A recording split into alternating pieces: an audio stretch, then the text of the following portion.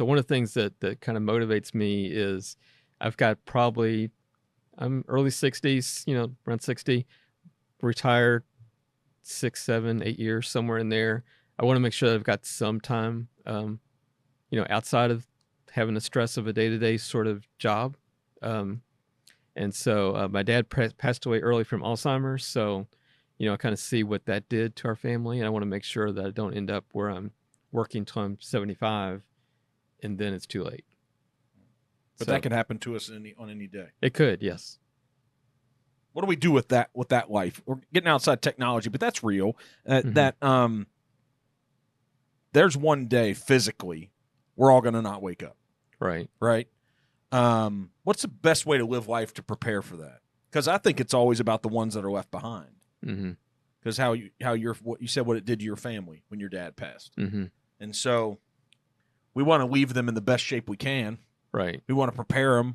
We want them to not miss us, but appreciate the time maybe. So what do we do with that? What's Jeff's approach to every day with that being a reality that we know? Yeah, you think about it. Do you know who your great grandparents are?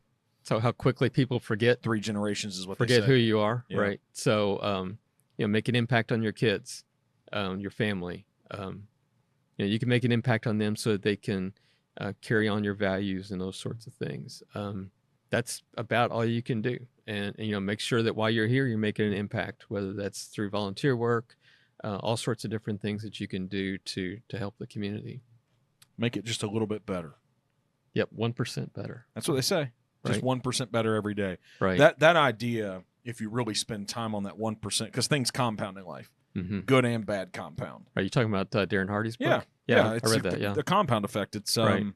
I think I have a lot of books I love, but it's the one that just speaks the most true and real about this experience of life that I've seen to be true. That things compound. They talk about, would you rather have $1 million today or a penny that compounds and doubles every day for 30 days? Right. Our brains think the $1 million, Right. but that's the wrong choice. Right. And so I know that everything I learned today, I think most people, they do have this wrong.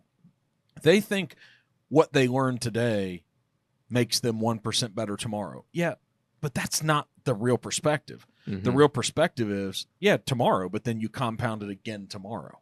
Right. Right? And so what you can do is, you do have to focus on just the next day, but if you do that and just realize, put your head down, keep going.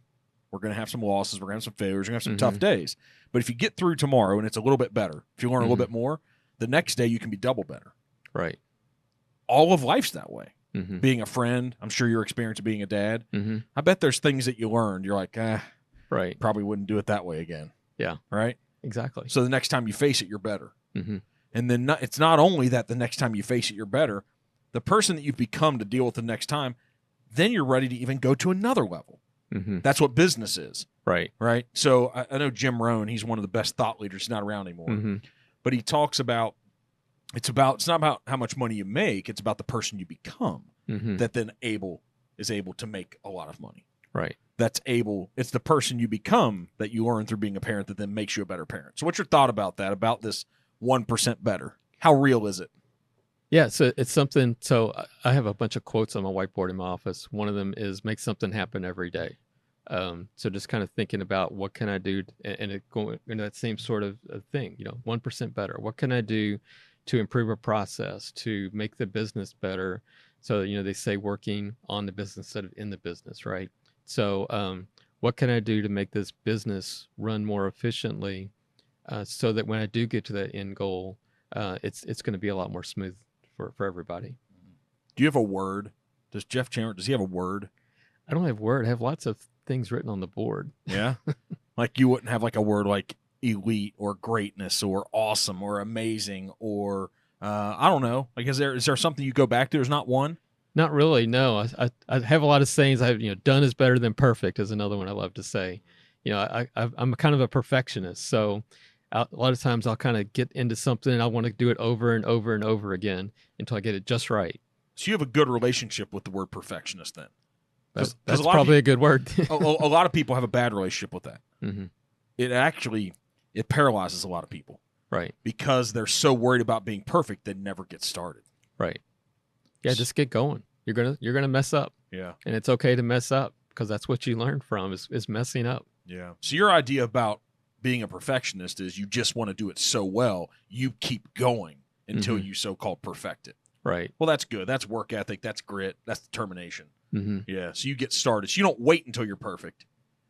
Yeah. Sometimes, obviously, if I'm working on somebody's computer, I want to make sure it's perfect, right? But if other things that are maybe it's a marketing thing that we're doing, or if it's an article that I'm working on for some publication, I'll kind of obsess over it for 3 or 4 days, and it's like just put it out there. It's fine, and get some feedback. Work with a marketing person who helps. I'll put all my thoughts down. She rewrites it to make it sound better, and then I rewrite it again. She fixes it again, and I can kind of go back and forth. Same thing with like when I wrote that book. I put all my thoughts down.